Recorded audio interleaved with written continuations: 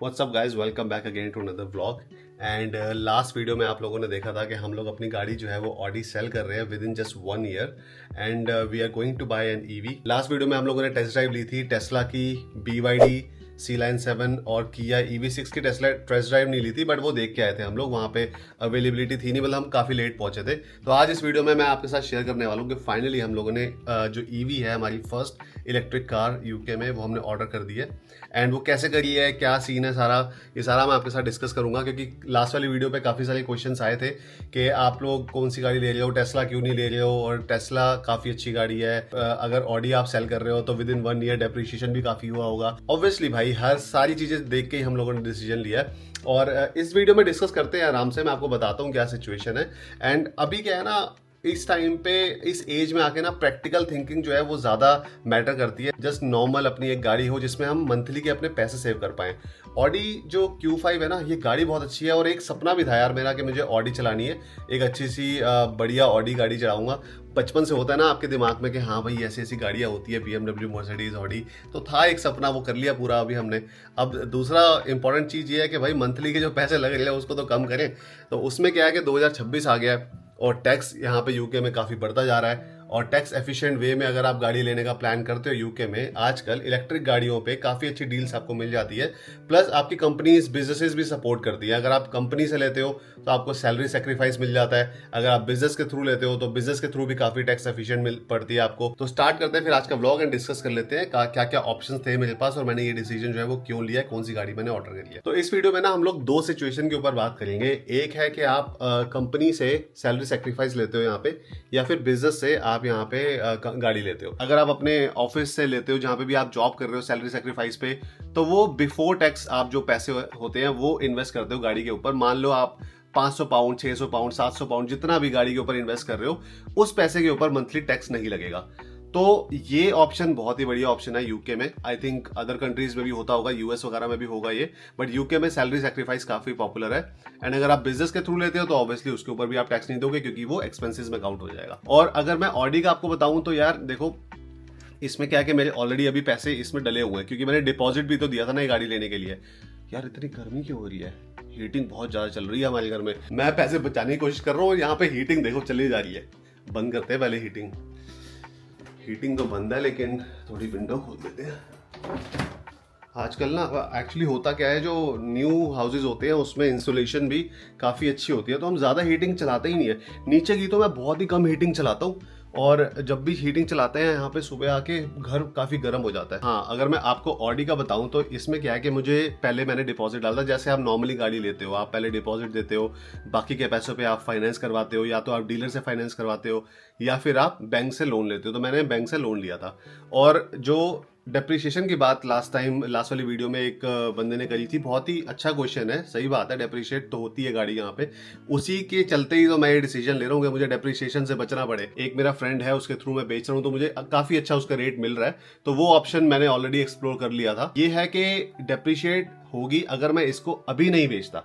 मान लो मैं 1 साल और चला लूँ इसको, 1 साल बाद मैं सोचूं कि भाई ईवी गाड़ी ले लेते हैं और अब इसको बेच देते हैं, तो तब और ज़्यादा डेप्रिशिएट हो जाएगी, फिर मुझे और ज़्यादा लॉस होएगा। अभी तो चलो ठीक है, थोड़ा बहुत हो रहा है मुझे 2-4 हज़ार पाउंड का, लेकिन उसके ऊपर अगर मैं उसके ऊपर देखा जाए तो इंश्योरेंस की तो मैं ज़्यादा बात करूंगा नहीं, क्योंकि इंश्योरेंस मैंने चेकआउट कर लिया है। मेरा इंश्योरेंस इस गाड़ी पे भी इतना नहीं है, ऑडी पे। और अगर मैं ईवी लेता हूँ जो मैंने ऑर्डर कर दी है, उस पर भी इंश्योरेंस बहुत ज़्यादा नहीं पड़ेगा मुझे। इसके अलावा जो मेरा ऑडी में खर्चा हो रहा था वो हो रहा था फ्यूल का। उसके अलावा आप देखो सर्विसिंग का खर्चा, सर्विसिंग के साथ साथ 3 साल अब गाड़ी को होने वाले थे, तो 2023 की वो गाड़ी है। तो 2023 की जो गाड़ी है उसको 3 साल होने वाले हैं अब 2026 में। उसकी MOT ड्यू है, उसके टायर्स चेंज करवाने वाले हो रहे हैं, तो वो एक्स्ट्रा खर्चा है। इसीलिए जो डिसीजन है ना वो मैं अभी ले रहा हूँ, ताकि मुझे और ज्यादा वेट ना करना पड़े और मुझे इन चीजों पे पैसा ना लगाना पड़े। और गाड़ियों की बात तो होती रहेगी, लेकिन एक बहुत ही इंपॉर्टेंट चीज, हम लोगों ने अपनी वेबसाइट जो है वो लॉन्च कर दी है, और इसका जो लिंक है वो डिस्क्रिप्शन में दिया हुआ है। हमारी वेबसाइट आप वहां से जाकर देख सकते हो। उस पर सारी इन्फॉर्मेशन आपको एक ही जगह पे दिख जाएगी। प्लेलिस्ट है, कौन सी वीडियोस हैं, और ब्रांड्स की इन्फॉर्मेशन, और भी डिफरेंट इन्फॉर्मेशन अगर कोई है। बाकी मैं उसको इंप्रूव करता रहूंगा टाइम टू टाइम। और अगर कोई आपके फीडबैक हो वेबसाइट से रिलेटेड तो जरूर बताना, आपको कैसी लगी, अच्छी लगी, या उसमें कोई और चेंजेस होने चाहिए, या उसमें और कोई चीजें मैं ऐड कर सकता हूँ, तो वो जरूर बताना। जैसे हमारा Amazon स्टोर फ्रंट है, जहाँ पे हम जितनी भी घर की चीजें हैं जो Amazon से ली हुई है वो वहां पे डाली हुई है, तो आप कुछ चाहो तो वहां से ऑर्डर कर सकते हो। और भी कुछ चीजें जैसे मेकअप ब्यूटी से रिलेटेड प्रोडक्ट्स हो गए, तो वो हमारे Amazon स्टोर फ्रंट पे है, उसका लिंक भी है वेबसाइट में, तो आप वहां से जाके देख सकते हो। बाकी मैं धीरे धीरे चेंजेस कर रहा हूँ। अभी फिलहाल जो पहला ड्राफ्ट है वो हमने लॉन्च कर दिया है, आप लोग बताना जरूर देख के। अब अगर इलेक्ट्रिक कार्स की बात की जाए तो भाई लास्ट वीडियो में हम लोगों ने टेस्ला चेक करी थी, तो सबसे पहले टेस्ला के बारे में बात कर लेते हैं। भाई देखो, सबसे पहले तो मैं आपको यही बोलूंगा, there is no perfect car. Tesla हो, BYD हो, ऑडी हो, किया हो, मर्सिडीज हो, सबकी अपनी प्रेफरेंस और यूसेज पे डिपेंड करता है। टेस्ला का देखो ये है कि इसका जो प्रीमियम वर्जन है ना मॉडल वाई का, वो बहुत अच्छा है।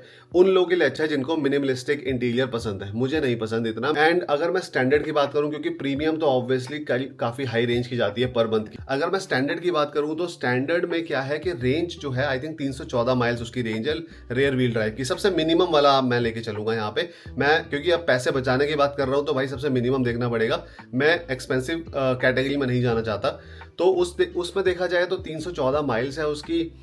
यस उसकी एफिशिएंसी हो सकता है ज्यादा है, लेकिन मैं आउटराइट बाय नहीं कर रहा हूँ कोई भी गाड़ी यहाँ पे इलेक्ट्रिक। मैं क्या कर रहा हूँ, मैं ले रहा हूँ लीज। यूके में एक लीज का ऑप्शन होता है, तो लीज में क्या होता है कि आप पर मंथ पैसे देते हो और आपको कोई टेंशन नहीं है भाई, पर मंथ पैसे दो। उसमें क्या है, सब कुछ इंक्लूडेड है। रोड टैक्स तो आपको शायद स्टार्टिंग में देना भी नहीं होता, और अगर देना भी है तो वो उसके अंदर इंक्लूडेड होता है। मेंटेनेंस भी उसके अंदर इंक्लूडेड होती है कई बार, और आप इंक्लूड करवा भी सकते हो। साथ साथ आपको डेप्रिसिएशन की टेंशन नहीं है। अगर आपको डील बढ़िया मिल जाए, अगर आप डीलर से डील लोगे, मान लो टेस्ला के डीलर पे जाके डील लोगे तो आपको डील्स महंगी मिल सकती है, या BYD के डीलर पे जाके डील लोगे तो महंगी मिल सकती है। लेकिन यूके में ऑनलाइन काफ़ी सारी कंपनीज होती है जहाँ से आप डील्स ऑनलाइन ढूंढ सकते हो, उनसे बात कर सकते हो, उनके साथ नेगोशिएट कर सकते हो, और आप कैसे डील बना सकते हो, कितने पैसे आप पर मंथ चाहते हो कि मैं इतने पैसे इस गाड़ी के ऊपर खर्चा करूं। अभी मैं 250-300 पाउंड तो वैसे ही इस गाड़ी का दे रहा हूं, एक्सक्लूडिंग एनी इंश्योरेंस, पेट्रोल और समथिंग। अब अगर मैं दूसरी गाड़ी देखता हूं तो क्या, अगर मुझे इसी प्राइस में एक ब्रांड न्यू इलेक्ट्रिक गाड़ी जिसमें मैं पैसे बचाऊंगा भी सही, अगर वो मिल जाए तो मेरे लिए बेटर है ना, क्योंकि ये गाड़ी तो डेप्रिशिएट होती ही रहेगी। इन्वेस्टमेंट तो है नहीं कि मैंने जितने पैसे लगाए हैं मुझे 3-4 साल बाद उतने पैसे मिलेंगे या उससे ज्यादा मिलेंगे, ऐसा तो नहीं है ना। पैसे तो कम ही होते हैं गाड़ी पे, तो वो चीज तो है नहीं, घर की तरह तो होती नहीं है गाड़ी। इसीलिए ये डिसीजन जो है वो मैंने लेना समझा। दूसरी इंपॉर्टेंट चीज ये है कि दीज डेज कार्स जो है ना वो जनरली डिजाइन होती है ग्लोबली, ऐसा नहीं कि एक ही जगह पे डिजाइन हो रही है। अब अगर मैं टेस्ला की आपको बताऊं, टेस्ला की अगर आपने न्यूज सुनी हो या आप न्यूज फॉलो करते हो ईवी कार्स के ऊपर, तो जो यूरोप में मैन्युफैक्चर होती है, जो जर्मनी की एक आई थिंक गीगा फैक्ट्री करके है, वहां पे जो भी मॉडल वाई मैन्युफैक्चर हो रही है उसके अंदर LFP जो BYD की बैटरीज हैं वो लगती है। अब अगर आप ये रिसर्च करके देखना चाहो तो आप देख सकते हो, टेस्ला और BYD ने लिमिटेड चीजों के ऊपर पार्टनरशिप करी हुई है। आज बन रहे हैं यहाँ पे पालक वाले पराठे, उसके लिए आटा गूंदा जा रहा है, और आप देख रहे हो मशीन के अंदर ही सीधा आटा डाला और ऊपर से डाली स्पिनच और सीधा चलाना इसको।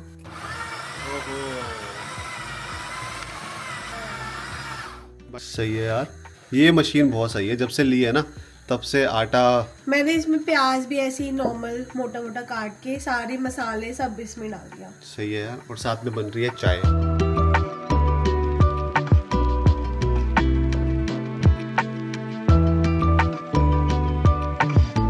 और अगर टेस्ला की बात कर रहे हैं ना हम यहाँ पे, तो मंथली जो लीज कॉस्ट थी इसकी वो काफी महंगी पड़ रही थी। मुझे पड़ रही थी 350 से 400 पाउंड पड़ रही है इंक्लूडिंग वैट, अगर मैं टेस्ला मॉडल वाई स्टैंडर्ड पे जाता हूँ। और दूसरी जो गाड़ी थी किया EV6, किया EV6 में भी जो उसकी रेंज है वो 361 माइल्स रेंज है। रेंज बहुत अच्छी है भाई, ये तो मैं बोलूंगा। उसकी जो लीज कॉस्ट आ रही थी वो भी अराउंड 400 पाउंड आ रही थी इंक्लूडिंग वैट, जो कि अगेन मेरे लिए काफी एक्सपेंसिव है इतने पैसे स्पेंड करना, क्योंकि मैं सेम रेंज में देख रहा हूँ, जितने पैसे मैं ऑडी में पे कर रहा हूँ उतना ही मुझे अगर मिल जाए, उसमें ही कुछ रेंज मिल जाए। अब इस रेंज में आती है BYD की C-Line 7, जो कि भाई बहुत सही गाड़ी लगी मुझे। BYD की टेक्नोलॉजी डेफिनेटली मार्केट में बहुत अच्छी है। इसकी जो कंफर्ट जो मॉडल है उसकी जो रेंज है वो 300 माइल्स ये बोलते हैं। ऑब्वियसली रेयर व्हील ड्राइव है, सर्दियों में रेंज थोड़ी कम आएगी, गर्मियों में थोड़ी अच्छी आएगी, और इसमें मैं पैसे भी बचा लूंगा। इसकी जो मंथली लीज है वो मुझे रफली मैं आपको रफली रेट बता रहा हूँ, अराउंड 300 पाउंड पड़ी है इंक्लूडिंग वैट। 300 पाउंड में अगर मुझे कोई ऐसी गाड़ी मिलती है जिसमें मैं पैसे बचा सकता हूँ, और इस गाड़ी को मैं बेच के इसमें से जो पैसे हैं वो मैं रख लूँ, या उसको मैं कहीं और इन्वेस्ट कर दूँ, या वो कहीं और यूज हो जाए मेरे, तो मैं एक डिसीजन क्यों ना लूँ, और उसके ऊपर मुझे टैक्स भी नहीं देना पड़ेगा। तो सेंस बनती है ना यार इस बात की। प्लस मुझे डेप्रिसिएशन की टेंशन नहीं है, प्लस मुझे और चीज़ों की टेंशन नहीं है, सर्विसिंग की, मेंटेनेंस की, कोई चीज़ खराब हो जाए, सब चीज़ें इंक्लूडेड होती हैं यार उसमें। अच्छा, एक बंदे ने कमेंट किया कि ये तो BYD का प्रमोशन है। भाई मैं प्रमोट करने के चक्कर में गाड़ी थोड़ी ना ले लूंगा, या वो मुझे फ्री में गाड़ी थोड़ी ना दे देंगे। ऐसा नहीं होता। प्रमोशन एक लिमिट तक होता है कि भाई आप उसके इवेंट पे गए हो या वो कोई अपनी सर्विस प्रमोट करना चाहते हैं, तो उस केस में वो प्रमोशन होता है। कोई गाड़ी लेने के केस में प्रमोशन नहीं होता कि कोई मुझे फ्री में यहाँ पे गाड़ी दे देगा। तो मैं किसी भी गाड़ी को ना बुरा नहीं बोल रहा, किसी भी गाड़ी को अच्छा नहीं बोल रहा, मैं ये बोल रहा हूँ कि मेरे लिए क्या सूट करता है। क्योंकि काफी सारे कॉमेंट्स आए थे तो मुझे एक्सप्लेन करना पड़ रहा है इतना, क्योंकि काफी सारे लोग हमें फॉलो करते हैं और मुझे अच्छा भी लगता है, वो केयर करते हैं कि हम क्या डिसीजन ले लिया लाइफ में, उसके बेसिस पे वो लोग कमेंट करते हैं, फीडबैक देते हैं, विच इज गुड। एक बंदे का कमेंट आया कि टेस्ला में काफी सारे फीचर्स है, आप ऐप से बूट एंड ट्रंक खोल सकते हो, आप उसकी जीपीएस लोकेशन फॉलो कर सकते हो, आपको 8 साल की वारंटी मिलती है, आप ये कर सकते हो, आप वो कर सकते हो। Everything you can do in BYD as well. एक और जो इंपॉर्टेंट चीज लोग बोलते हैं टेस्ला के बारे में कि उसके अंदर वो ऑटो पायलट है और वो और क्या है, FSD है, फुल सेल्फ ड्राइविंग वगैरह कैपेबिलिटी है। ये सब ना एक्स्ट्रा में आते हैं, ये आपको स्टैंडर्ड फीचर नहीं मिलेंगे, इसके लिए आपको एक्स्ट्रा पे करना पड़ेगा। तो अगर आपको एक्स्ट्रा पे करना ही है तो आपकी मंथली कॉस्ट तो वैसे ही ज्यादा चली गई, और मुझे मंथली कॉस्ट रखनी है कम, और मुझे इतना जरूरी नहीं है कि मेरे लिए वो ऑटो पायलट वाले फीचर हो या वो हो, मुझे है कि सिंपल गाड़ी चलाने के लिए हो, अच्छी हो और इलेक्ट्रिक कार में पैसे वैसे सेव हो जाए। अच्छा, आप बात करते हैं जो BYD की C-Line 7 है जो हमने ऑर्डर करी है, why it make sense for us. अब देखो, मैं ये नहीं बोलूंगा आपको कि BYD C-Line 7 जो है वो बेस्ट कार है सबके लिए, बेस्ट इलेक्ट्रिक कार है यहाँ पे, ऐसा नहीं है। किसी को टेस्ला पसंद है, किसी को पोलस्टार पसंद है, किसी को वॉल्वो पसंद है, किसी को मर्सिडीज की इलेक्ट्रिक कार, मर्सिडीज की अभी GLC जो है वो एक इलेक्ट्रिक आने वाली है, that is a very good car, but वो 60,000 पाउंड की गाड़ी है भाई। बाकी देखी जाए तो यार लोगों को हर किसी की ना अपनी प्रेफरेंस होती है। एक वो होता है कि क्यों गाड़ी ले रहे हो आप और कितने पैसे उस पर आप खर्च कर रहे हो और आपका डेली यूज कैसा है उसके लिए। And the other thing is BYD में हमें सारे फीचर्स मिल रहे हैं। मेरे को जो है ये सामने वाला जो फीचर है ये भी बहुत सही लगता है, स्क्रीन भी उसकी काफी बड़ी है, उसका जो कंसोल है वो भी काफी अच्छा है, मून रूफ भी है उसके अंदर, और प्लस गियर लीवर भी है, और भी फीचर होंगे जो मैंने अभी शायद एक्सप्लोर नहीं करे हैं। तो मुझे उस सेंस में जो इसका जो कंफर्ट मॉडल है वो काफी सही लगा, और स्टैंडर्ड वर्जन में भी मुझे सारे फीचर जो है वो मिल रहे हैं। उसी के साथ साथ जब हम ये वाली गाड़ी चलाते हैं तो ये काफी क्वाइट है मोटरवे पे, और यही फीचर हमें उसमें भी चाहिए था कि ज्यादा लाउड रोड नॉइस नहीं होनी चाहिए, तो वो भी काफी क्वाइट है। इसी के साथ साथ स्टोरेज उसके अंदर काफी अच्छी है, बूट में स्पेस है, आगे स्पेस है, और पीछे वाली जो सीट है वो भी काफी स्पेशियस है, तो लॉन्ग जर्नीज के लिए वैसे भी वो अच्छी है। रनिंग कॉस्ट की बात की जाए तो फुल इलेक्ट्रिक है, तो ऑब्वियसली घर के अंदर चार्जर लगवाएंगे। अब चार्जर की भी मैं बात करता हूँ, अभी घर के अंदर चार्जर लगवाएंगे तो ऑब्वियसली वो सस्ते में चार्ज हो जाएगी, तो उसका भी देखना पड़ेगा। अब अगर चार्जर की बात करें तो भाई चार्जर देखना पड़ेगा कि घर में इलेक्ट्रिक चार्जर कौन सा लगवाना है और कौन कौन से चार्जर होते हैं। मैं थोड़ी बहुत तो रिसर्च कर रहा था, लेकिन एक चीज ऐसी है जो टेस्ला में मुझे बहुत ही अच्छी लगी थी, वो है उनका जो सॉफ्टवेयर है। 19-20 का फर्क मैं बोलूंगा, जो स्क्रीन पे आप जो टच करते हो और जो पूरा सॉफ्टवेयर है वो टेस्ला का काफी रिस्पॉन्सिव है, और एज कम्पेयर टू BYD वहां पे 19-20 का फर्क आपको देखने को मिल जाता है। बट जब मंथली पैसों का फर्क देखने को मिले ना, तो फिर वो दिमाग में नहीं आती वो चीज। तो आप लोग समझ ही गए होंगे कि सारा जो डिसीजन है ये है मंथली कॉस्ट के ऊपर। हमारी मंथली कॉस्ट जो है वो कितनी पड़ेगी, क्या सिचुएशन होगी, मैंने आपको सारी बता दी है। तो इसीलिए हमने जो है BYD C-Line 7 जो है वो ऑर्डर कर दी है। अब उसको आने में थोड़ा टाइम लग जाएगा, आई थिंक वो इन स्टॉक है, लेकिन फिर भी जो लीज की गाड़ियां होती है उनको आने में टाइम लगता है। ब्रांड न्यू गाड़ी है तो उसको थोड़ा सा टाइम तो लग ही जाएगा, लेकिन होपफुली जब तक ये वीडियोस आनी स्टार्ट होंगी तब तक गाड़ी की जो डिलीवरी है वो भी आने लग जाएगी। बाकी चार्जर के ऊपर मैं थोड़ी रिसर्च करता हूँ कि कौन सा चार्जर लगाना है घर के अंदर। अगर आपके पास कोई रिकमेंडेशन है चार्जर के लिए तो डेफिनेटली कमेंट सेक्शन में बताना, एंड और भी कोई आपके कमेंट्स हो या फीडबैक हो तो जरूर कमेंट सेक्शन में बताना। बाकी वीडियो पसंद आई तो लाइक जरूर कर देना गाइस, एंड शेयर कर देना अपने फ्रेंड्स एंड फैमिली के साथ। सब्सक्राइब नहीं किया तो प्लीज चैनल को सब्सक्राइब कर देना। मिलते हैं आपसे अगली वीडियो में बहुत ही जल्दी, तब तक के लिए बाय, टेक केयर।